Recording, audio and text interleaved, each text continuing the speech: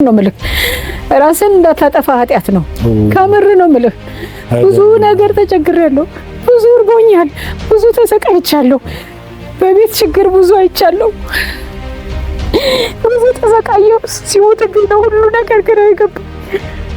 እሱ ቢኖርልኝ ኖሮ እንደዚህ ያልሆንም ነበር። ታዲያ ያኖረን አባቱ ከምር ነው ምልህ እሱ ሰው እንደዚህ ቸገረኝ እንዲሆንኩኝ አይልም። ከሰው ገንዘብ አይፈልግም። ባለው በሚያገኛት ነገር ግን እኛ አንድ ቀን ተቸግረን፣ አንድ ቀን ተርበን፣ አንድ ቀን ከሰው በታች ሆኜ አላውቅም። እኔ በወር ነው ልብስ የሚያሰፋልኝ። ከምር ነው የምልህ። እኔን ሳይሆን ለእናቴ ኢትዮጵያ አለው ቢላት ደስ ይለኝ። አይዞህ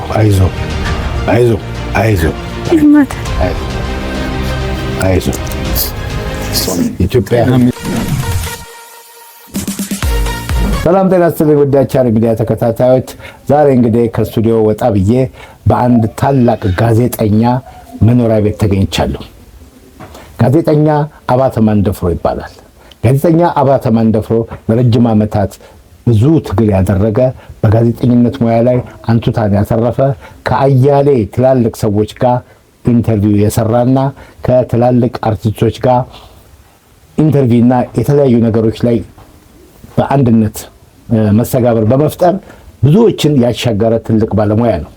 ይሄ ለመግቢያ ያህል ነው። አሁን በቀጣይ ወደ እሱ ቤተሰቦች ጋር ጨዋታ እናደርጋለን። በዚህ ጨዋታ መሀል የእሱ ስራዎች ብዙ ይተነተናሉ፣ ብዙ እናሳውቃለን። ዛሬ በአባተ ማንደፍሮ ቤት ያገኘሁት ባለቤቱን ከነ ልጁ እዚሁ አግኝቻለሁኝ። እስኪ ራስዎትን ያስተዋውቁ ማዘር። እሺ፣ በቅድሚያ አመሰግናለሁ። እኔ ወይዘሮ ብዙነሽ ጀንበሬ ይባላለሁ።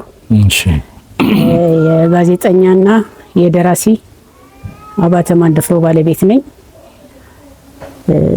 እንግዲህ ስለ ባለቤቴ መናገር ካስፈለገ ብዙ ነው መናገር እችላለሁ። ስለ ሙያው ብዙ ነገር ማውራት እንችላለን። አሁን በቀጥታ ግን ወደ እናንተ ያመጣኝ ነገር አንድ ጉዳይ አለ። ብዙ ሰው ያውቃል፣ ግን ብዙ እናወራለን በቀጣይ። አሁን ያመጣኝ ነገር እናንተ እርስዎ በተለይ ወይዘሮ ብዙነሽ ያሉበት ሁኔታ አሁን በምን ላይ እንዳሉ ከነ ልጆት በምን ላይ እንዳሉ ያሉበትን ሁኔታ ለህብረተሰብ ለማሳወቅ ነው የመጣሁት። ምክንያቱም እንደምመለከተው ከሆነ ቀደም ካለው አኗኗራችሁ በጣም ወርዶ በጣም ዝቅ ብሎ ያለበት ሁኔታ ስላሳሰበ ይሄንን ህብረተሰብ ማወቅ አለበት፣ ማንኛውም አካል ማወቅ አለበት ብዬ ስለመጣሁኝ አንዳንድ ጥያቄ አቀርብልዎታለሁ። በመጀመሪያ አባተ ለምን ያህል ጊዜ ነው በጋዜጠኝነት ያገለገለው? በትክክል ቀኑ ባይታወቅም በግምት ምን ያህል ዓመት አገልግሏል? ቢያንስ ወደ 35 ዓመት በትንሹ ነው። በትንሹ ነው። ወደ 35 ዓመት አገልግሏል። መጀመሪያ የት ነበር የሚሰራው? መጀመሪያ ኢትዮጵያ ቴሌቪዥን ነበር፣ ኢትዮጵያ ሬዲዮ ነበር። ኢትዮጵያ ሬዲዮ እንግዲህ በዛን ጊዜም ኢትዮጵያ ሬዲዮ ነበረ። ከዛ በኋላ በ96.3 ላይ አውቀዋለሁኝ እኔ የምንተዋወቀውም በ96.3 ነው። ግን በዚህ መሀል ብዙ ነገሮችን ሰርቷል፣ በጋዜጣ በመጽሔት። እንደው የሚያስታውሱት አለ? ጋዜጣ ምን ጋዜጣ እንዳለ ምን መጽሔት ላይ እንደሆነ ካላስታወሱትም ችግር የለውም። ያስታውሳሉ? እስቲ ንገሩኝ። እኔ አባተ መጀመሪያ ሲሰራ ፈንዲሻ የሚል ጋዜጣ ላይ ነው የሰራው። አስታውሳለሁ። ከፈንዲሻ ቀጥሎ ብሌን የሚባል ጋዜጣ ነው። ከብሌን በኋላ በጣም ብዙ ጋዜጦች ለምሳሌ እነ ሳተናው፣ እነ ሚኒሊክ፣ እነ አስኳል፣ እነ ቃል ኪዳን ብዙ ናቸው። ወደ 10 ምናምን ጋዜጦች ላይ ሰርቷል። መጽሔቱም እንደዚሁ ዜጋ፣ እድሜ፣ ሚኒሊክ፣ እንደገና ሳተናው ማን ነው? ሳተናው አይደለም፣ ዋስትና፣ ቃል ኪዳን ነው። አዎ፣ መጽሔቶችም እንደዚሁ ብዙ ሰርቷል። በጽሁፍ ስለሊያስኩት ስላላልኩ ነው። ብዙ ነገሮች ሰርቷል። ዋስትና የሚባል የጡረተኞች ነበረ፣ ድርጅት ነበረ፣ ጡረተኞች የሚሉበት እነሱ ጋር እንደውም በጋዜጠኝነትም በመጽሔትም ወደ 12 ዓመት ሰርቷል እዛ። እንግዲህ ስለ አባተ ብዙ ነገር ነው የምንለው። ብዙ ሰው የሰራውን ስራ ያውቃል፣ በብዙ ቦታ ይነሳል። እንዲያውም አሁን በቅርብ አይቻሉ ቴሌቪዥን ላይ ስለሱ ሰርተው ቴሌቪዥን ላይ አይቻሉ። የት አለኝ እኔ ቴሌቪዥን? ታዲያ ቴሌቪዥን የለኝ ምን የለኝው እዚህ ጫካ ውስጥ ተቀምጬ በሱ እንኳን እንዳሉልበት ቴሌቪዥን እንኳን የለኝም እኮ በሱ እንኳን ትንሽ ሳጽናና እንዳሉል ቴሌቪዥን የለኝም። ሌላም በተለያዩ ነገሮች ላይ ሰርቷል አባተ። ከአባተ ጋር ትዳር የመሰረታችሁበት ጊዜ ምን ያህል ጊዜ ሆነ? እንደዚሁ ወደ ጋዜጣ ስራ ኢትዮጵያ ቴሌቪዥን እየሰራ ነው የተዋወቃችሁት? አዎ። እና ከዛን ጊዜ ጀምሮ በአጋጣሚ እኔ ቀበሌ ሰራ ነበርና ቀበሌ ሰራ እንትን አንጣ የተሐድሶ ወረቀት አንጣ ተብሎ ነው ቀበሌ የመጣው። እሺ። እና የተሐድሶ ወረቀት አንጣ ተብሎ ቀበሌ ሲመጣ የተሐድሶ ወረቀት አንሰጥም ይሉታል ሊቀመንበር ከኔ በላይ ነበሩና አንሰጥም ሲሉት ይጨቃጨቃቸዋል። እስቲ አንድ ነገር ዳኝው አንቺ ምናምን አሉና ወደ እኔ ላኩት። ምን ፈልገህ ነው ስለው እንደዚህ ተሐድሶ ተብዬ ተሐድሶኛ እኮ ከቀበሌ አንሰጥም ተሐድሰህ መውጣት ነው ወይም ደግሞ አለበለዚያ ዝም ብለን ተሐድሶ እንዴት አድርጋ የተለያየ ምክንያቶች ስላሉ ምክንያት እንዳቀርብ ነው ሰለ ወታደር ነበር ፓራ ኮማንዶ ነበር ፖሊስ ነበር። አዎ። እና በዛን ሰዓት ራሱ ጡረታውን ለምን እንዳላሳወጀ ራሱ በጣም ነው የሚደንቀኝ። የለውም ጡረታ የለውም ምን የለው ቢኖረው መች ቸገር ነበር። ጡረታ የለውም። እና ያኔ ሰለሞን ደደፉ የአባታቸው ስም እሳቸው ነበሩ ያኔ ኃላፊውና ኢትዮጵያ ቴሌቪዥን ሲሰራ በቃ ወረቀት ይሄንን የተሐድሶ ወረቀት ካላመጣህ ስራ አትቀጥልም ይሉታል። መጣኛ ጋር እንትን ሲል በዚህ ተዋወቅንና በዚህ ተግባብተን ለትዳር በቃንና መኖር ጀመርን። ከኢትዮጵያ ቴሌቪዥን ከወጣ በኋላ እነተም ብዙ ችግር ነበረ። ከተጋባን በኋላ በእኔ ደሞዝ ነበር የምንኖረው። ብዙ ተቸገረን። ከዛ በኋላ እግዚአብሔር ይመስገን ወደ ጋዜጣው ተጠጋ። ጋዜጣውም እዛ ፖሊስም እያለ አስተዋወቂ ነበር ነበርና ያው በየቦታው ይጠሩታል፣ ያስተዋውቃል፣ ይሰራል። አንዳንድ ዝግጅቶች ባሉበት በየቲያትር ቤቱ ይሰራል ምናምን እግዚአብሔር ይመስገን። ከዛ በኋላ እነዚህ ሁሉ መጽሔት ያልሰራበት ቦታ የለም። አሁን ሊሞት ሲል ትንሿ አገር ፍቅር ትንሿን አዳራሽ ተከራይቶ የአገር ባለውለታዎችን ከያሉበት እየጎተተ ይሰራ ነበረ፣ ይዘክር ነበረ። ለምሳሌ ራስ መስፍን ስለሺ ልጅ ጃጋማ ኬሎን ጀነራል ጃጋማ ኬሎን እነሱን ሁሉ ሰርቶ በወር አንዴ ይዘክራቸው ነበረ። አዎ። እና አሁን እኛ አባተ ስላሴ ሊቀበር ሲል ምንም እንከን አላጋጠመንም። ለምን ብዙ ነገር ሰርቷል ነው ያሉት። ለባለውለታዎች ብዙ ነገር ስለሰራ አባተ ስላሴ የማይቀበርበት ምክንያት የለም ነው ያሉት። እርግጥም ደግሞ ያው መሰረቱ መሄድ ስላለበት ከደራሲያን ማህበር ተጽፏል፣ ከጋዜጠኞች ማህበር ተጽፏል። ምንም ችግር አላጋጠመንም። ያው የሰራውን ስለሚያውቁ እነሱ አገልግሎቱን ስለሚያውቁ እና አባተ ብዙ ስራዎች ሰርቷል። አስተዋወቂ ነበር። ሞዲሽ በቀለ ነፍሷን ይማርና የትም ቦታ መድረክ ላይ ስትሰራ አባተን ሳጠራ አሰራም ነበር። እሱ ነበረ መድረክ የሚመራላት። መድረክ ይመራል፣ ያስተዋውቃል። በጣም ጎበዝ ነበረ። ሬዲዮ ሲሰራ የመጀመሪያው ሬዲዮ 96 ሲሰራ የመጀመሪያ አይድል ያስተዋወቀ አባተ ነው። አይድል ጀምሮ እየሰራ ከና ማኑኤል ጋር እየተነጋገረ እና ማኑኤል እንትን ይሉለታል። ይልማ ደመቀ እነሱን ያነጋግራል። እነሱ ካነጋገራቸው በኋላ እነሱ ይሰሩለታል። ሌላውን ግጥምና ዜማ ሌላም ከሰጠው ሰጠ፣ ካልሰራም ራሱ ይሰራል። ብዙ ስራዎች ሰርቷል። በግጥምና ዜማ በብዙ ዘፋኞች ሰርቷል። አዎ። ግን አሁን እዚህ ላይ ምንድነው በዚህ በጋዜጠኝነት ህይወት ውስጥ ከብዙ ታላላቅ ሰዎችን ኢንተርቪው አድርጓል። ዝነኞችን ሀገር አመራር ላይ ነበሩ። እርሶ የሚያስታውሱትን እስቲ ከሀገር መሪ እንጀምር። ለምሳሌ ፕሬዚዳንት ግርማ ወልደ ጊዮርጊስን ኢንተርቪው አድርጓል። ያኔ በሰዓቱ በረከት ስምዖንን ኢንተርቪው አድርጓል። ከቅንጅት ብርሃኑ ነጋ ሳይቀር በቃ በአጠቃላይ ቅንጅት ላይ የነበሩትን ኢንተርቪው ያልሰራ የለም። ስፖርተኛ ኃይሌ ገብረስላሴን የመጀመሪያ ኃይሌ ገብረስላሴን፣ ጥሩነሽ ዲባባ፣ ቀነኒሳን ብቻ ያልሰራው ያልገባበት ቦታ ወደ ድምጻውያን ወደ ሙዚቀኞች ስንመጣስ ድምጻውያንማ ማንን ጠርቼ ማንን ልተውላ እነ ፍቅር አዲስ ሂድ እና ሃይማኖት ግርማ ሂድ የታፈቦት ይችላል ብዙ እነ ብርሃኑ ተዘራ ላፎንቴኖች ፀሐዬ ወልዴ ግጥሙን ሰጥቶታል። እሱ ፀሐዬ ወልዴ ሳይሆን ፀሐዬ ዮሐንስ ራሱ አመል ማለት ጸጋዬ እሸቱን ሁሉንም ሰርቷል። ያልሰራ የለም። እነ ማዲንጎን ጠቅላላ በተለይ በእነ ማዲንጎ ኤጅ ያሉትን እነ ታምራትን እነ ጥበብ ወርቅዬ ያኔ እንጃ ያልሰራው ሰው ያልሰራው ዘፋኝ ያልሰራው አርቲስት ይሄ ነው ብዬ እንትን አላወጣም። በብዙ መንገድም ከማገዝ ውጪ ከኢንተርቪው ውጪ መንገድ ሁሉ ማመላከት። አሁን ለምሳሌ ነው ወደ ሙዚቀኞች ጋር መጣው ጊዜ ሙዚቀኞችን እኔ ጋር እኔና አባተ በአካል ከመገናኘታችን በፊት ስለሚያውቀኝ እኔ ጋር እኔ ደግሞ እሱን አውቀዋለሁ። እሱን አውቀዋለሁ። አባተ ባንደፍሮ እኔ ቀድሜ ነው የማውቀው። እንደዚህ ያልን ነው የተገናኘ ነውና ወደ መጨረሻው አካባቢ እንዲያውም በዚህ ታላቅ ሙያው በመሃል ከ96.3 በኋላ እኔ ጋር ቁጭ ብሎ ነውና ስራ ማቆም ምናምን ሲነግረኝ እኔ ታላቅነቱን አውቃለሁ ሙያውን ስለማቅ ጆሲ ደግሞ ጓደኛዬ ነው። ጆሲ ጋር ደወልኩ። እዛው ሱቅ ሆነን እዮብ ነበር ልጁ ነበር።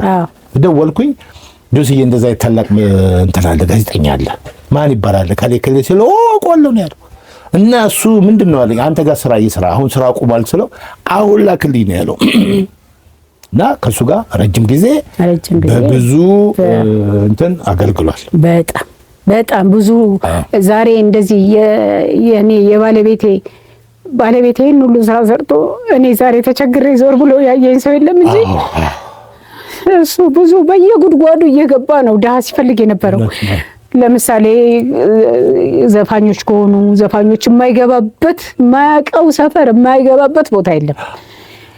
ጉድጓድ ለጉድጓድ ገብቶ ነው ጆሲ ጋር የሚያቀርባቸው። የደራሲያን ሚስቶች ለምሳሌ ሰብለን የተመስገን ሚስት በቃ ከሌ ከተባለ በቃ መቅረት የለበትም የትም ቦታ ብሎት ነው።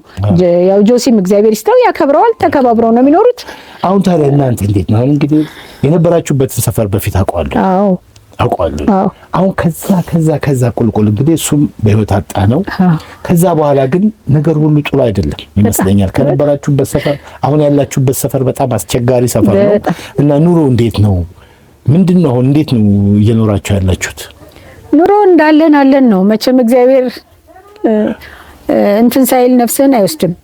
የራሱ መንገድ አለው ሆኖ ነው እንጂ እኔ የነበርኩበትና ያለውበት ሁኔታ በጣም አስቸጋሪ ላይ ነኝ ያለሁት። በጣም የተለየ አስቸጋሪ ሁኔታ ላይ ነው ያለሁት። ከምር ነው የምልህ።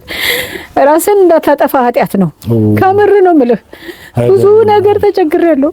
ብዙ እርቦኛል። ብዙ ተሰቃይቻለሁ። በቤት ችግር ብዙ አይቻለሁ። ብዙ ተሰቃየሁ። ሲሞትብኝ ነው ሁሉ ነገር ግራ የገባኝ።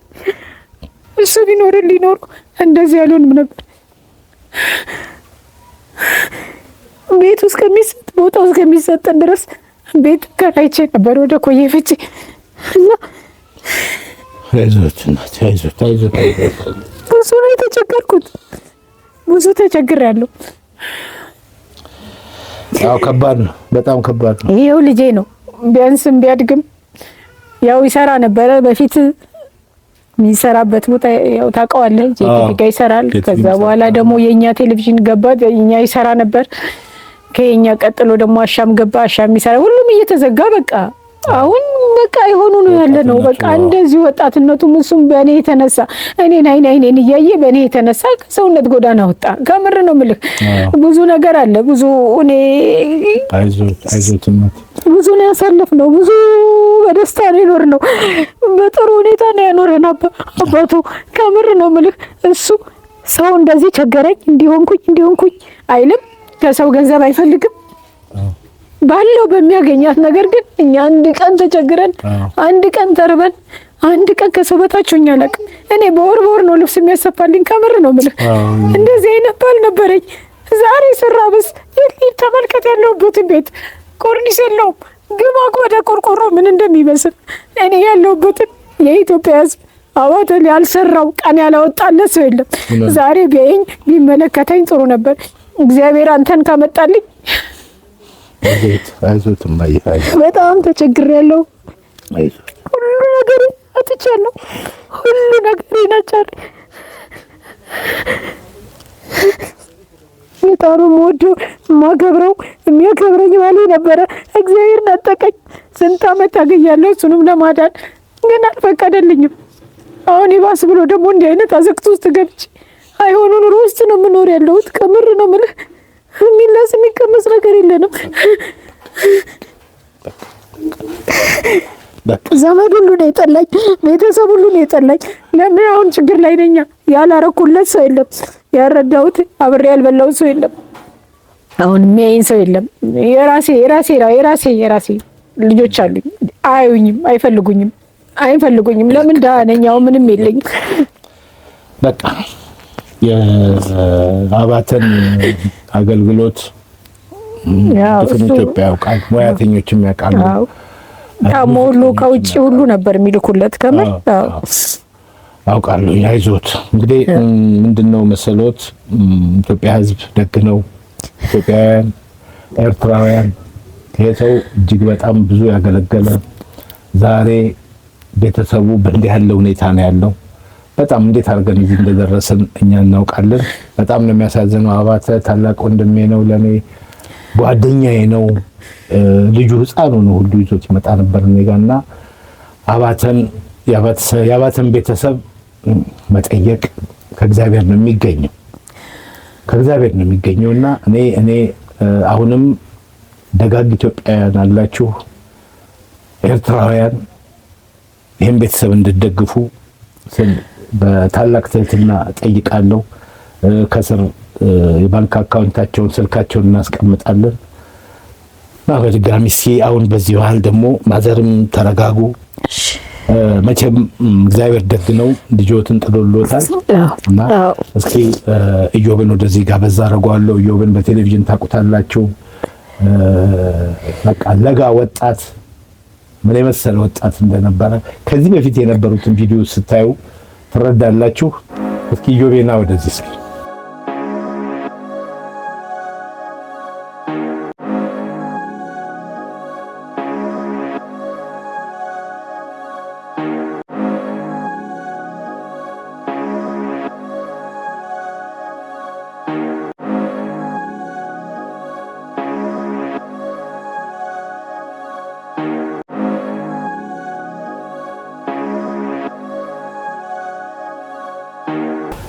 እንግዲህ ተመልካቾቻችን አሁን ደግሞ ኢዮብ አባተ ማንደፍሮ ልጁ ነው።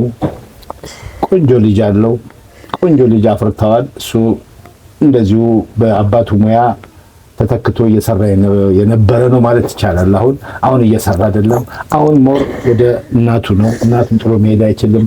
ሰፈሩ አካባቢው አስቸጋሪ ስለሆነ እናቱን ጥሎ ውሎ ሲመጣ ስለሚሰጋ ተባሩጦ ሮጦ እዚሁ ነውና ኢዮቤ እንዴት ነህ? ደህና ነህ? ሰላም ነህ? ጤንነት እንዴት ነው? ይመስገናል አለው። እንዴት ነው ሩጫው? ያው ሩጫው ከቆመ ቆየ። ትንሽ የሚዲያ ስራ የምታውቀው ነው። ሶሻል ሚዲያ ከመጣ በኋላ ሙሉ ለሙሉ በሶሻል ሚዲያ ዶሚኔት ተደርጓል። እውነት ነው። ቲቪ ስቴሽን፣ ሬዲዮ ስቴሽን ምናምን የምንቀሳቀስበት ጊዜ አይደለም። መጨረሻ ሻም ተዘግቶ ካቆምኩ በኋላ 2 ዓመት ስራ ፈታህ። 2 ዓመት ስራ የለም። እዚህ ከመጣች ስንት ጊዜ? እዚህ ከመጣን እዚህ ዓመት ሆነን ፈርሶ ሌላ ቦታ ተከራይተን ነበር። ተከራይተን ያው እየተሰራም ስለነበረ አቅም ትንሽ ስለነበረም ሰራም ስለነበረን ወደ ኮየ ነበርን። እዚህ ከመጣን ግን 1 ዓመት ሆነ። እየተንገዳገድን እዚህ ደርሰን። ከባድ ነው፣ በጣም ከባድ ነው። ይሄ ምንም ግልጽ ነው። አሁን በዚህ ሰዓት ሁሉ ነገር በናረበት ሰዓት አለ ስራ መቀመጥ እጅግ በጣም ከባድ ነው። እንግዲህ አንተ አባትህ ምን ያህል ለሀገር እንዳገለገለ ታውቃለህ። እሱንም ተከትለህ ነው ጋዜጠኛ የሆንከው እና እስኪ አሁን ባለው ሁኔታ ምንድነው ለኢትዮጵያ ሕዝብ የምትለው ምንድነው? ምክንያቱም ለሀገር ውለታ የሰሩ ሰዎች እርዳታ አይደለም የሚጠይቁት፣ የሰሩበትን አገልግለናል። ያገለገለ ሰው አካል ነን። አሁን ጊዜ ዘንበል ብሏል። ምንድን ነው መልዕክት የምታስተላልፈው እስኪ ለኢትዮጵያ ሕዝብ? ለኢትዮጵያ ሕዝብ ማለት የመጨረሻ መጽሐፉ ታትሞ ተቀምጧል። ታልከል አልተሸጠም። ጃፋር ጋር ምናምን የነበሩት አሉ። እነሱም ታትሞ ቁጭ ብሏል።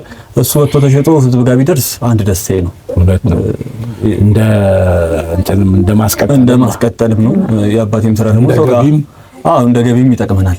ሰው ዝም ብሎ ምርዱንም ከማለት ብዬ አስባለሁ። ቢሆን ደስ ይለኛል። ከዛ ሲቀጥል ደግሞ ወደ ስራው ተመልሼ የአባቴን ስም ዳግም አስጠርቼ ወደ ሙያው ተመልሰን ደስተኛ ነኝ።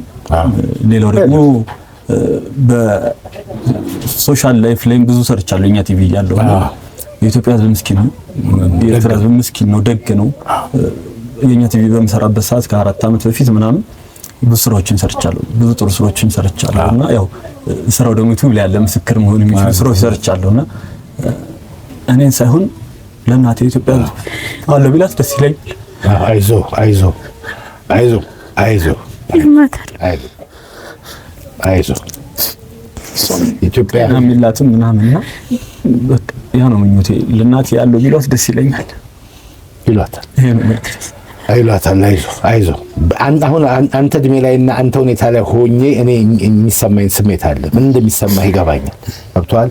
በቃ አንዳንድ ጊዜ አማራጭ ሲጠፋ የተለያየ መንገድ ትሄዳለህ።